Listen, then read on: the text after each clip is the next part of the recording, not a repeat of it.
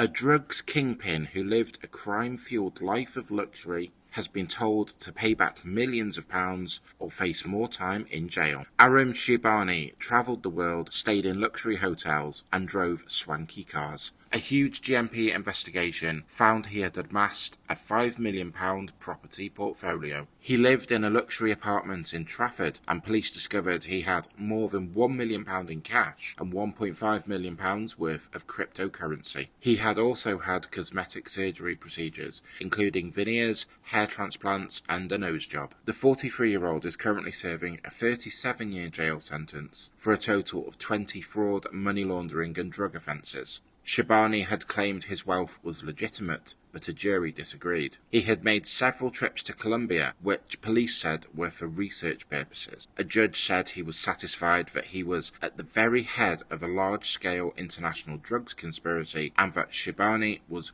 close to the very source of production in Colombia. Sheibani was sentenced in June 2021 after being found guilty of fraud, money laundering and drug offences. He has now been ordered to pay back more than £3.4 million following a proceeds of crime hearing at Manchester Crown Court on April 12th.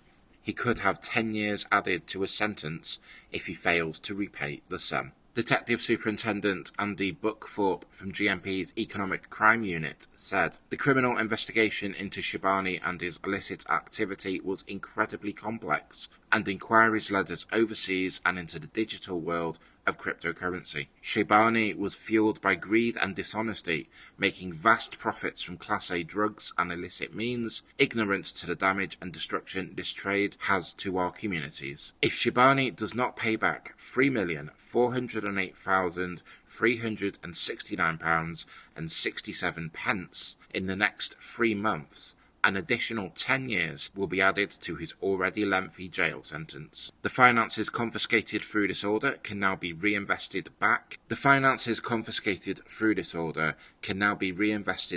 into the local community who was so affected by Sheibani and his crimes, with the overall aim of making this community safer for local people and more hostile for criminals such as Sheibani to operate."